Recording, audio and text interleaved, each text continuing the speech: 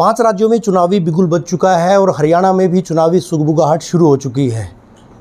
केंद्रीय गृह मंत्री अमित शाह के दौरों की भी चर्चा है, रैलियों की भी चर्चा है। हरियाणा में कई जगहों पर रैलियां करेंगे। बीजेपी के पूर्व अध्यक्ष एवं सार्वजनिक उपक्रम ब्यूरो के चेयरमैन सुभाष बराला जी हमारे साथ हैं, उनसे बात करेंगे। बराला जी, जिस तरह से राजनीतिक सिनेरियो है, 5 राज्यों में चुनाव होने वाले हैं, कहाँ खड़ा देखते हैं आपकी पार्टी को? देखिए, निश्चित रूप से इन 5 राज्यों में जहां भारतीय जनता पार्टी की सरकार प्रदेश के अंदर है, जैसे मध्य प्रदेश की बात करें या फिर केंद्र की सरकार की, जो नरेंद्र मोदी जी के नेतृत्व की सरकार की जो उपलब्धियां हैं, इन सब के कारण से आज सब जगह भारतीय जनता पार्टी के पक्ष में माहौल है। और मैं अभी राजस्थान जाकर के आया हूँ, भीलवाड़ा ज़िला मेरे पास है प्रभारी के नाते, तो वहाँ भी एक वातावरण देखने को मिला है कि नरेंद्र मोदी जी और बीजेपी की पूर्व की सरकार जो राजस्थान में चली, उसकी जो जनहित की योजनाएं, उसकी जो विकास की योजनाएं आज वहाँ की जनता याद करती है। और साथ में आज की जनता जो राजस्थान के आज के समय में जो अशोक गहलोत के नेतृत्व में जो सरकार चल रही है कांग्रेस पार्टी की, उसकी जो जुल्म, जातियाँ, भ्रष्टाचार, तुष्टीकरण, समाज को बांटने की जो पॉलिसी कांग्रेस पार्टी की शुरू से रही है, इन सारी बातों के कारण से एक ये बहुत वातावरण में स्पष्टता है कि भारतीय जनता पार्टी की सरकार राजस्थान समेत सब जगह आने वाली है। हरियाणा के परिदृश्य में बात करें, क्या गठबंधन के आप हिमायती हैं, गठबंधन की वकालत करते हैं, या अकेले चुनाव लड़ने की? क्योंकि बीजेपी जैसी बड़ी पार्टी, उसके आप अध्यक्ष भी रह चुके हैं। देखिए, आपको ये भी पता है, मैं अध्यक्ष रहा हूँ, तो ये भी पता है कि भारतीय जनता पार्टी का मेरे जैसा कार्यकर्ता कोई बात इस प्रकार की सार्वजनिक नहीं करता, और ना ही मेरी जिम्मेवारी बनती है ये, क्योंकि जिम्मेवारी गठबंधन किससे करना, किससे नहीं करना, ये हमारे केंद्रीय नेतृत्व की जिम्मेवारी। और जहाँ तक सुभाष बराला की बात है, देखिए, सुभाष बराला भारतीय जनता पार्टी का कार्यकर्ता है, और जो आदेश इस प्रकार के मामले में हमारे केंद्रीय नेतृत्व से मिलते हैं, सुभाष बराला की जिम्मेवारी है उस निर्देश की पालना करें। जातीय सेंसस की बात कही गई है, उसके आप कितने हिमायती हैं, जिस तरह की बात कही जाए? देखिए, वैसे तो अगर सामान्य दृष्टि से देखा जाए कोई दिक्कत नहीं है, लेकिन अगर हम बात करें इसके पीछे मूल भाव की, तो कांग्रेस पार्टी का जो भाव है वो समाज को जोड़ने वाला नहीं है, वो तोड़ने वाला है। एक तरफ हम उस सनातन संस्कृति के ध्वजवाहक हैं जो सर्वे भवन्तु सुखिनः की बात करती है, जो सबके कल्याण की बात करती है, और दूसरी तरफ हम समाज को जातिवादी में बांट करके और राजनीतिक लाभ लेना चाहते हैं। मैं अगर भारतीय जनता पार्टी के कार्यकर्ता के नाते बात करूं, हम सालों साल एक दूसरे कार्यकर्ता के साथ काम करते करते गुजार देते हैं, लेकिन कई बार हम संबंधित व्यक्ति की जाति नहीं पूछते। क्यों पूछेंगे जाति? अगर कल्याण करना है, देखिए, उसमें भारतीय जनता पार्टी की सरकार हरियाणा प्रदेश के अंदर चल रही है। एक योजना बनाई मुख्यमंत्री जी ने कि गरीब का कल्याण किस प्रकार से हो।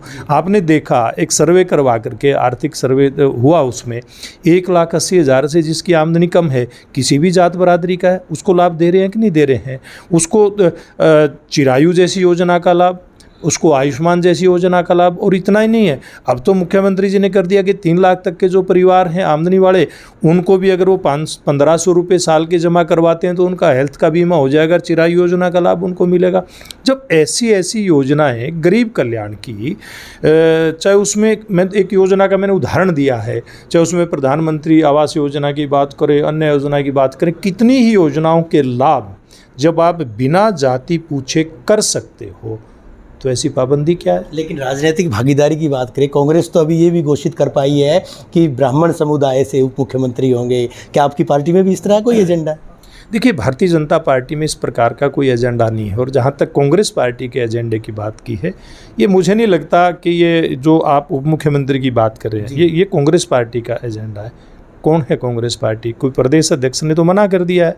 भूपेंद्र सिंह हुड्डा तो मुझे लगता है कांग्रेस पार्टी है नहीं। और अभी मैं कांग्रेस पार्टी के अन्य जो दावेदार हैं मुख्यमंत्री पद के, जो तथाकथित दावेदार हैं, जो तथाकथित, मैं इसलिए कह रहा हूँ कि ना नो मन तेल होगा ना राधा नाचेगी, हरियाणा में तो सरकार यही बनेगी, हरियाणा की जनता ने मन बना रखा है। लेकिन फिर भी जो SR के जो गुट है वो कहता है भी हुड्डा साहब कौन है, हुड्डा साहब कौन है कहने वाले, भी फलाना ये बनेगा, धिकड़ा ये बनेगा। ये कांग्रेस पार्टी का मसला है। और पहली बात, जब हुड्डा साहब मुख्यमंत्री थे तब समाज के लिए क्या किया इन लोगों ने, और दोनों ही पिता पुत्र को जब एक समाज के कुछ हमारे नेताओं ने उनको चुनाव में धूल चटा दी, सोनीपत में भी, रोहतक में भी, उसके बाद ब्राह्मण याद आते हैं। पहले ब्राह्मण क्यों नहीं याद आए इन लोगों को? लेकिन फिर भी मैं एक बात कहता हूँ, देखिए हम लोग उस संस्कृति के ध्वजवाहक हैं, उस सनातन संस्कृति को लेकर के चलने वाले लोग हैं जो सबके भले के लिए बात करती है। बांटने का काम नहीं, हम तो जोड़ने का काम करने वाले लोग हैं। आप ही की पार्टी के पूर्व अध्यक्ष प्रोफेसर रामविलास शर्मा जी वो भी कहते हैं कि ब्राह्मण समुदाय की नज़र उप मुख्यमंत्री पर नहीं, बड़ी कुर्सी पर है, यानी मुख्यमंत्री की कुर्सी पर है। देखिए उसमें देखिए कोई बुराई किसी की नहीं होती है अगर कहीं कोई नज़र रखता है, लेकिन वो सबको साथ लेकर के चलने की बात करे ना, ये बांटने की बात नहीं करे, जैसी कांग्रेस पार्टी के लोग कर रहे हैं आपके सामने। तो कांग्रेस संगठन, क्योंकि आप भी बीजेपी संगठन से जुड़े रहे हैं, कांग्रेस अभी तक संगठन भी डिक्लेयर नहीं कर पाई है सर। कार्यकारी अध्यक्ष आज तारीख मुकर्रर की गई थी कि 10 तारीख को संगठन जो है उसकी घोषणा की जाएगी, कहीं न कहीं चुनावों का हवाला दिया गया है। क्या कहेंगे, संगठन का ना बनना जो है वो कितना परेशान करेगा? देखिए ये तो मेरे कहने की बात नहीं है, कितना परेशान करेगा, कैसे करेगा, क्यों करेगा, ये तो आपके सामने भी हरियाणा की जनता भी देख रही है। देखिए अशोक तंवर से लेकर के अशोक तंवर, कुमारी शैलजा और उदय भान, इन्होंने कहने के नाम पे अनुसूचित जाति समाज को प्रदेश अध्यक्ष के नाते अपना पार्टी की कमान, लेकिन कमान दी है, उसको दिशा देने की तो कोई ताकत दे नहीं रखी। दिशा तो खुद नहीं, प्रभारी 3 अध्यक्ष बदल चुके हैं पिछले 10 साल। हाँ, लेकिन संगठन नहीं बना पाए। वो इसलिए नहीं बना पाए कि आप उनको नाम का तो आप उनको अध्यक्ष बनाते हैं, लेकिन कमान तो अपने हाथ में रखते हैं। जब तक कमान प्रदेश अध्यक्ष के हाथ में नहीं होगी, तीर कैसे छोड़ेगा प्रदेश का अध्यक्ष? कांग्रेस, देखिए मैं तो यही कहना चाहूँगा, हुड्डा कांग्रेस में तो यही कहना चाहूँगा ना। लेकिन अभी तो बराला साहब ने चंद मिनट पहले कहा था कि हुड्डा ही अकेली कांग्रेस नहीं है, बाकी गुट भी हावी हैं उसमें, जो हुड्डा चाहेंगे वो नहीं है। मैं वही कह रहा हूँ ना, देखिए पहले जो अध्यक्ष बने जी, वो उनके मन मुताबिक काम नहीं करते थे। मैं वही बात कह रहा हूँ, एक अध्यक्ष के तो लाठियाँ तक उसके ऊपर चली कि नहीं चली, अशोक तंवर के ऊपर उत्पीड़न किया कि नहीं किया। तो जब ये लोग काम कर रहे थे अपने पदों पर, तो ये एक दूसरा ग्रुप और कौन सा बचता है? मेरे कहने की बात नहीं है, उसी ने नहीं बनने दी। और अब भी शायद कोई दूसरा SR के ग्रुप कहता होगा इन लोगों को प्रतिनिधि दो, इनको ना दो, अब शायद इसलिए अटका हुआ होगा मामला। ये तो गुटों में बटी पार्टी है। लोकसभा विधानसभा में क्या देखते हैं, 10 में से कितने नंबर, कितनी सीटें, और विधानसभा में कितने पार? देखिए मैं एक बात कहना चाहूँगा, मैं पहले भी ये एक ही बात कहता हूँ कि नंबर देने होते हैं जनता ने। हमारा प्रयास है कि हम लोग अपना संपूर्ण दें, संगठन के नाते संपूर्ण दें, और सरकार हमारी केंद्र में है, प्रदेश में है। हम जनता का जितना भी भला कर सकते हैं उतना अधिकतम भला करें, ये हमने भला करने का प्रयास किया है।